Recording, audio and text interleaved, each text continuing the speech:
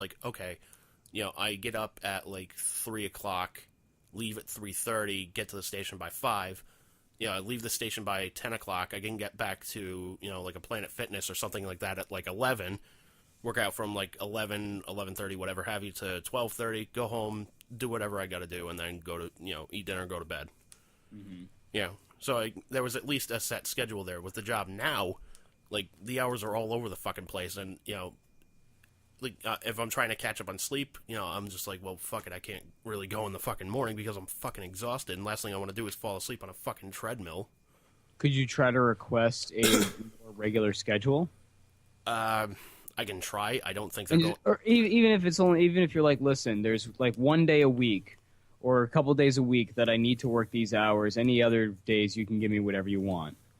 Maybe try to strike up a deal that way and be like, listen, I need to squeeze in something else in my... You don't even have to tell them you don't even need to give an excuse. Just be like, hey, I'd really like to have these hours on these days if it's possible. Worst that happens is they say no. Yeah. And then you figure something out. But, I mean, I think it's at least worth a shot. Yeah, if that's what you want to do. Yeah, it's at least worth a shot, but, it's... It's like part of this, like, also was, like... like, what was it? Like, when I took Chris, our buddy in STS Radio, alumni Chris, I checked something off his bucket list. I took him to go meet Ric Flair. Mm-hmm. Totally surprised him, which, by the way, thank you, it worked again. Yeah, which Bruce was a part of that lie, so... In as much as I didn't have to do anything. Yeah. I was just like, look, this is what I'm telling him. Is that cool? Like, yeah, go ahead, as long as I don't have to do anything. Exactly. I was involved by name only. Yeah. So I took him to go meet Ric Flair, and, like, as we're doing this, I really just, like, yeah, I was smiling because, like, there's my buddy, he's happy and whatnot, but other than that, I really just had no reaction to it at all. And I'm like, all right, that's kind of messed up to, have, this happy thing happen and just not have a fucking real reaction. So I was like, all right, maybe it's just like whatever, maybe something weird's going on up in my brain, whatever, fuck it. I took our buddy Joe to go meet Alice Cooper like 2 weeks later. Mm-hmm. I remember seeing a picture. Yeah. And, like, again, I was happy about it, but, like, just walking around there, I was just like, fuck, what the hell? I don't know what the hell I'm doing anymore, so. I would give it a shot. I would talk to them and see if you can strike up a deal, see if you can maybe get a little bit of working out in, even if you don't change your diet, don't expect to lose much weight, but just see how you feel after you do it. And if you keep it up for like a week or two. And it doesn't have to be anything crazy, and it could be anything. I recommend cardio more than strength. Yeah, I mean, maybe eventually do strength, but the cardio is really what's going to make you feel better. Well, yeah, and that's mostly what I do. Like when I go to the gym, like I'll walk on a treadmill for an hour. That's pretty much it. But yeah, but even if you do like 20 to 30 minutes, like 3 to 4 times a week, that would be fucking killer. Because you don't need to do these long, like 1 hour sessions or 2 hours or anything. Because, like, when we started doing yoga, that was only, like, 20 minutes a day, 3 times a week. That's it. Yeah. That's all we did. Yeah, that's and true. That's yoga. That wasn't even running or walking or anything. It's all about just getting your heart rate up, and it honestly doesn't matter what you do. That's true, You could do push-ups. You could do sit-ups. You could do whatever the fuck you want, man. You don't even have to go to the gym. Just take a walk around the fucking block. Take a little jog, whatever.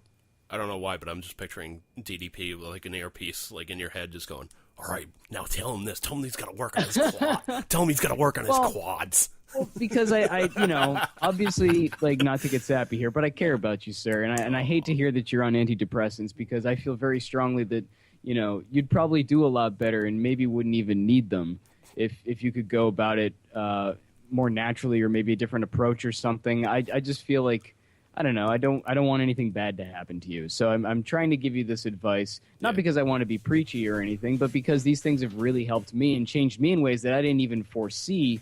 And I just think that maybe you could benefit from it too. Like, another thing that it's done for me is I've really started to come out of my shell lately. I'm sure you know that I'm kind of a shy person. Like, I don't really like to get involved in social situations a lot. Yeah. Especially with a lot of people. But one thing I've noticed about myself lately is, like, I'll come home from a bike ride and someone will be standing outside and I'll just be like, hey, man, what's up? How's it going? Like, introduce myself and just strike up random conversation. Like, dude, back in January, fucking December, I never would have done that. Never, never, never, never. So I don't know. Like I said, it's literally like a switch has flipped in my brain, and I'm just like Mr. Happy Pants now. I mean, not all the time. There's certainly times when I'm not, and I get pissed off, and I get aggravated, and I get depressed or whatever, just like anybody else. It's not a 24/7 like, yay, everything's great, life is peachy. Yeah. But just in general, my attitude is a lot better, I think. Yeah, that's partly me too. Like, my golden rule of life is just don't be a dick. Yeah. That's, you see somebody, like, like, there's people I see around the store, like, I maybe see them once every, like, few weeks. I'm just like, hey, man, what's going on? And then that's pretty much it. Like, at least say hi to them. Yeah. But, I try and live by that golden rule of don't be a dick. Yeah. Somebody's treating you bad, like, all right, whatever. Maybe they're having a bad day. Let it go. Right. Everybody has their bad days. Yeah, so my rule is, like, somebody treats you bad the first time you're meeting them or whatever have you, like, all right, maybe they're having a bad day, whatever have you, let it go. Mm-hmm. If they're mean to you again, fuck that. See, I usually give people a few chances because you never know. But there are some people who just continually rub you the wrong way, and I can totally identify with that. Oh, yeah. Which is why you either need to, A, sort of coping mechanism to deal with it, or B, remove yourself from the situation in any way possible. Yeah.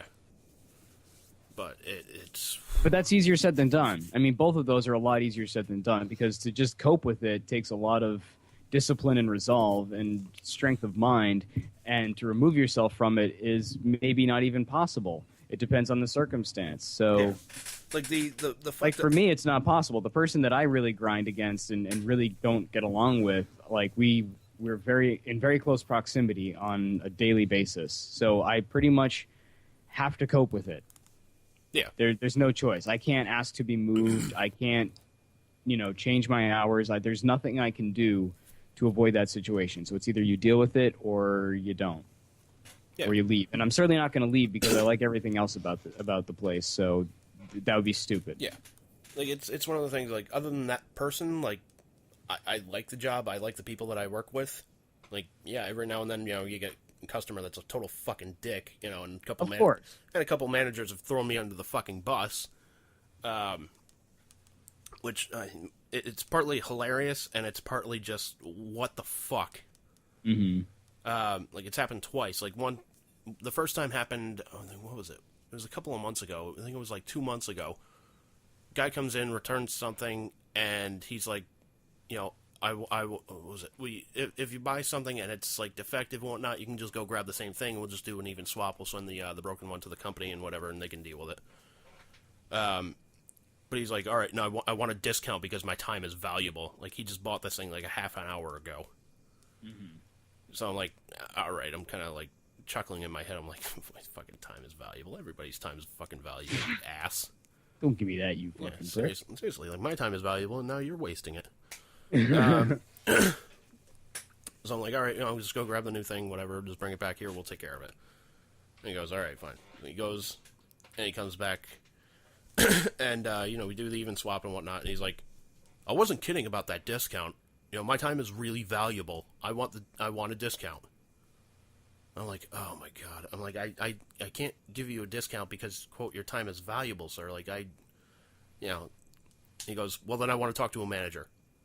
We don't have a time is valuable discount, sir. Yeah, like, we have a discount for, military. Like, if you have a military ID, yeah, I'll go back, I'll fucking re-ring everything and fucking take it off for you. But so I call up the manager, and I'm not going to give the fucker's name, but I tell him over the phone, I said, this gentleman would like this discount on this. We just didn't RTV even swap. And RTV meaning return to vendor, even swap, so... So I was like, we just did the even swap, and gentleman would like a discount because his time is valuable. And over the phone, I just hear him kind of chuckling. He's like,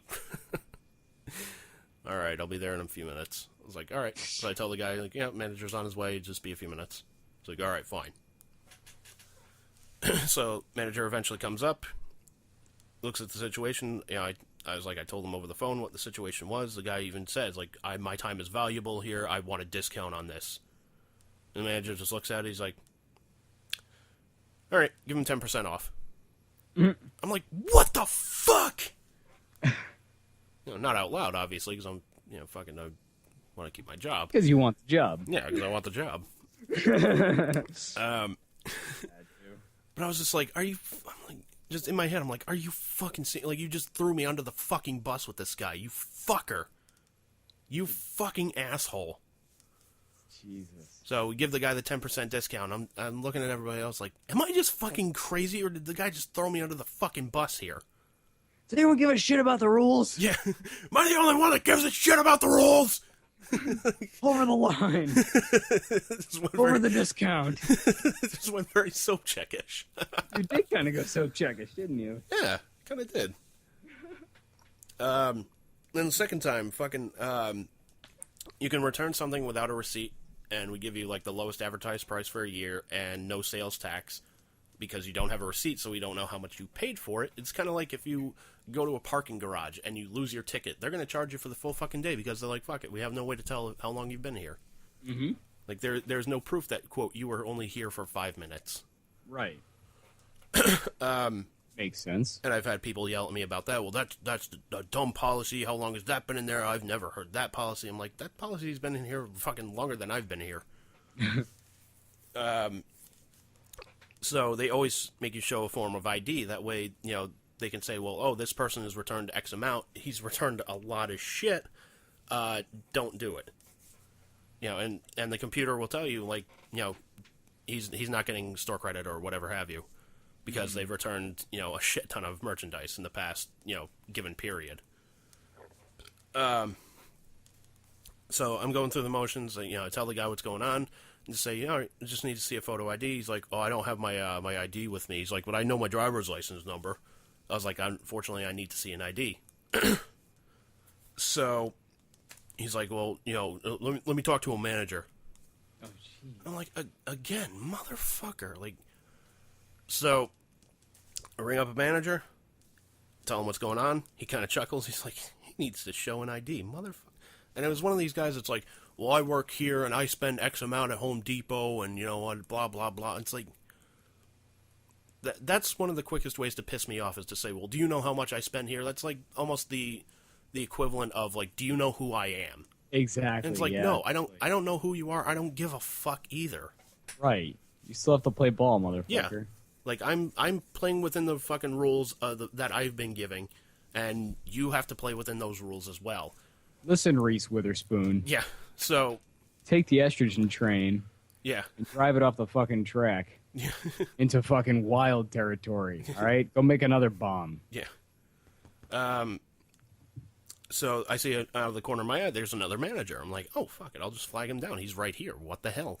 He'll fucking tell the guy he's got to show an ID. So he comes over, explain to him what's going on, and he goes, oh, it's all right. Yeah, just tell him the driver's license number. It's fine. I'm like, you gotta be fucking kidding me. So it's two times fucking you over. That's 2 times I've been thrown under the bus. And now, like, when I go back to the break room, I see there's this big sign that says, all employees must read. I'm like, oh, fuck, here we go. So I pick it up, and it's all about the dress code. And how they're going to now, quote, strictly enforce it. I'm like, oh boy, here we fucking go. So basically, like, on your work uniform, like, I have, like, a bunch of, like, Superman pins. There's one that's, like, Beavis and Butthead. There's one from the Rock and Roll Hall of Fame. There's one that's Alien vs. Predator. And there's one that's like, a shield with a 20-sided die in the middle. Like, I was just like, all right, fuck it, I don't play fucking, like, Dungeons & Dragons, but, I mean, that shield looks fucking awesome. Mm-hmm. So I kind of have those decorating my uniform and whatnot, and they're like, well, you have to keep it clear of, like, the only pins you're allowed to have are, they have to be the store-related or, like an American flag. Like, that's perfectly fine. I'm like, Jesus Christ. But they're my, what was it called? The flare or something? Yeah, I'm like, that's my flare. Not only that, like, I have customers come up every now and then and just go, oh, yeah, I love those pins, man. That's really cool. Like, it's kind of what gives you character. It kind of gives you character. Not only that, it's a conversation starter sometimes. Yeah. Those fucks. So, see? Corporate America. Yeah. America. So, just in my head, I just pictured doing, like, this whole Ric Flair thing, like, these Superman pins! You want them? They're yours! Alien vs. Predator! You want it? It's yours!